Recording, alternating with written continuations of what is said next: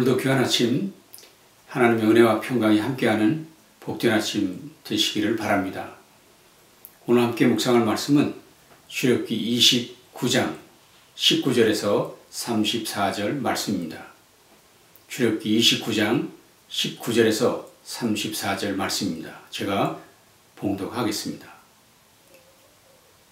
너는 다른 순양을 택하고 아론과 그 아들들은 그 순양의 머리 위에 안수할지며 너는 그 순양을 잡고 그것의 피를 가져다가 아론의 오른쪽 귓부리와 그의 아들들의 오른쪽 귓부리에 바르고 그 오른손 엄지와 오른발 엄지에 바르고 그 피를 제단 주위에 뿌리고 제단 위에 피와 관유를 가져다가 아론과 그의 옷과 그의 아들들과 그의 아들들의 옷에 뿌리라.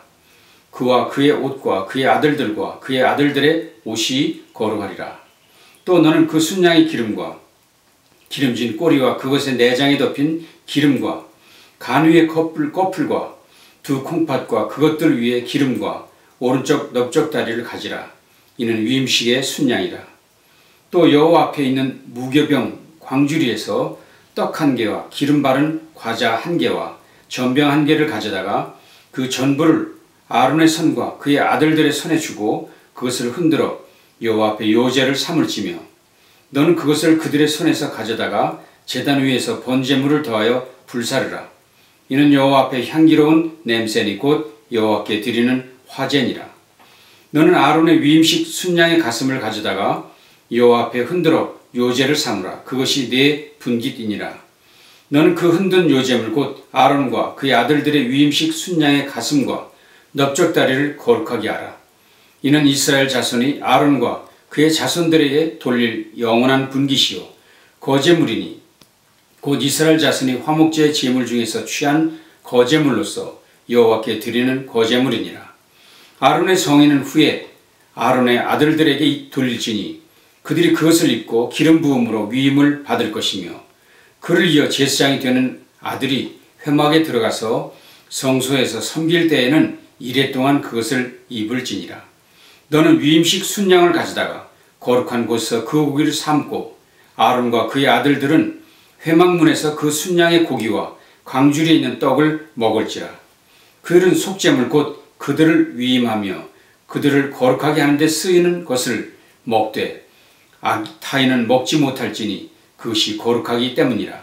위임식 고기나 떡이 아침까지 남아있으면 그것을 불에 사를지니 이는 거룩한 즉 먹지 못할지니라. 아멘. 한 서방관의 기도입니다. 하나님, 제가 부름 받았을 때에는 아무리 뜨거운 화염 속에서도 한 영혼을 구할 수 있는 힘을 주소서. 너무 늦기 전에 어린아이를 감싸고 안을 수 있게 해주시고 공포에 떠는 노인을 구하게 해주십시오. 언제나 집중하여 가냘픈 외침까지도 들을 수 있게 해주십시오. 빠르고 효율적으로 화제를 진압하게 해주시고 저의 임무를 충실히 수행케 하셔서 제가 최선을 다할 수 있게 해 주십시오. 이웃의 생명과 재산을 보호하게 해 주십시오. 그리고 당신의 뜻에 따라 제 목숨이 다하게 되거든 부디 은총의 손길로 제 아내와 아이들을 돌보아 주소서. 1958년 미국의 한 아파트에 불이 났습니다. 아파트 속에 세 어린아이가 있는 것을 보고도 구출하지 못한 것을 안타깝게 보고 있었던 한 서방관의 기도가 오늘날까지 이렇게 전해지고 있는 것입니다. 생명 구원을 향한 서방수의 간절한 마음을 엿볼 수 있는 것 같습니다. 오늘 여러분과 함께 읽은 본문은 제사장 위임식에 대한 말씀입니다. 출애굽기 25장에서부터 성막 제작과 성막에서 일할 제사장들의 의복에 대해 말씀하셨습니다. 이제 모든 것이 다 준비되었기에 하나님께서는 이제 그 성막 안에서 일할 제사장, 그들의 위임식 준비를 말씀하시는 것입니다. 오늘 이 말씀은 어제 아침에 읽으신 29장 1절에서 18절 말씀과 연결되어 있습니다. 위임식 준비를 위해 하나님께서는 수소와 그리고 순양 2마리를 준비하라고 하셨습니다. 아론과 그 아들들을 먼저 물로 씻기시고 기름을 발라 구별하셨습니다. 그리고는 준비된 수소를 데려다가 그 소의 머리에 안수하게 하고 그리고 그 소를 죽였습니다. 피를 뿌렸습니다. 그리고 고기를 불태웠습니다. 이것은 하나님 앞에서 그들의 죄가 모두 불타 사라졌음을 의미하는 속죄제 제사를 말씀하는 것입니다. 그리고 드디어 오늘 본문에서는 남은 2마리의 순양들 중에서 먼저 한 양을 제물로 삼아 다 태우게 하는 번제 제사를 말씀하고 있습니다. 먼저 양의 피를 일꾼들 사람들의 오른쪽 귓부리, 엄지 손가락, 엄지 발가락에 바르게 하셨습니다. 그리고 관유를 바르고 그리고 붓도록 하셨습니다. 그리고는 모든 제물을 남김없이 태웠습니다. 제물이 태워지면서 나는 향기가 하나님 앞에 향기로운 제사가 되게 하셨다고 말씀하십니다. 이것은 부름받은 일꾼들이 하나님 앞에서 온전히 헌신해야 할 것을 의미하는 것이죠. 온 몸을 불태워 제가 되듯 주께 마지막까지 온 몸을 드린다는 의미였습니다. 그리고 마지막으로 남은 한 마리의 수양을 잡습니다.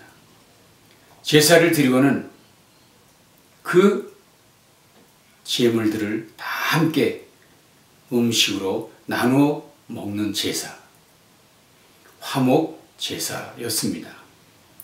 이것을 통해서 일꾼들의 사역은 결국 하나님과 하나됨, 하나님과의 교제를 의미 있게 하는 제사, 화목 제사였던 것이죠.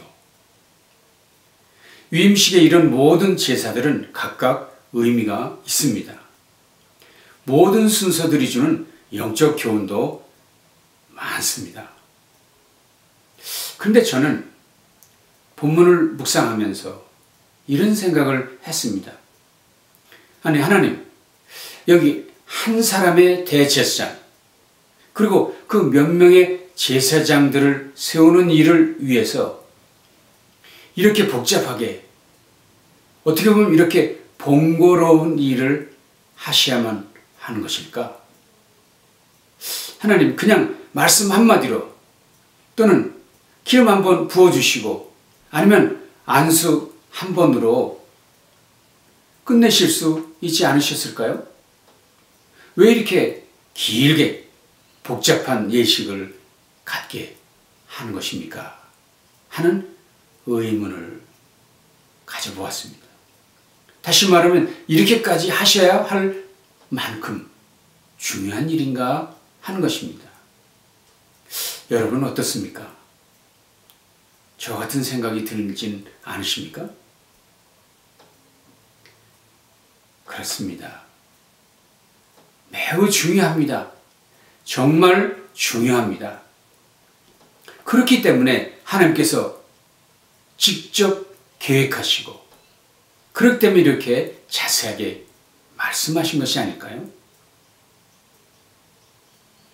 하나님께서는 오늘날도 교회 안에 일꾼 세우는 일에 관심이 많으십니다. 그래서 오늘 성경에서 이렇게 자세한 말씀을 세세하게 하신 것이지요. 그만큼 신앙 공동체 안에서 한 사람의 영향력, 특별히 지도자 되는 일꾼들의 영향력이 크다는 것을 본문은 우리에게 가르쳐주고 있습니다.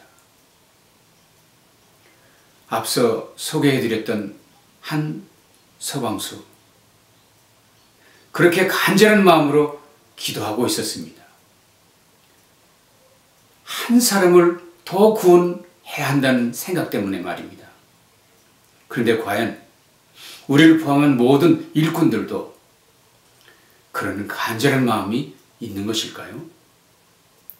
하나님의 나라를 위해, 하나님 일을 위해, 신앙 공동체를 위해, 그리고 한 영혼을 위해서 자신의 온몸을 불태울 일꾼으로 과연 하나님 앞에 우리 모두가 서고 있는 것일까요? 오늘도 하나님 앞에서 우리 모두가 충성된 일꾼으로 인정받는 복된 날이 되기를 바랍니다.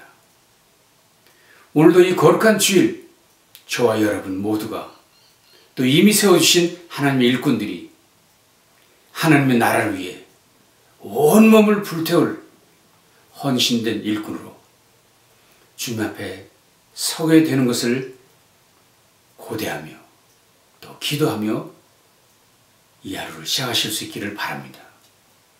오늘도 우리의 예배에서 이들을 위해 함께 간절히 기도하고 우리 자신을 주께 드리는 복된 날 되시기를 간절히 바랍니다. 함께 기도하겠습니다. 하나님 아버지, 오늘도 우리에게 귀한 말씀 주신 것 참으로 감사합니다. 오늘 하나님께서 한 사람의 일꾼을 세우심이 얼마나 귀한지, 주님의 몸된 교회를 위해 세우신 일꾼들이 얼마나 소중한 사람인지, 그들은 어떻게 살아야 할지 다시 한번 깨닫게 하시니 감사합니다. 한 영혼을 구원하기 위해 온몸을 불태우는 거룩한 헌신의 종들이 될 수 있도록 함께해 주시옵소서. 이미 세우신 주의 종들을 그렇게 사용해 주시옵소서. 오늘도 복된 날 주님이 영광을 받으시는 귀한 주님의 날 되게 해 주시옵소서. 예수님 귀하신 이름으로 간절히 기도합니다. 아멘. 감사합니다. 복된 날 되시길 바랍니다.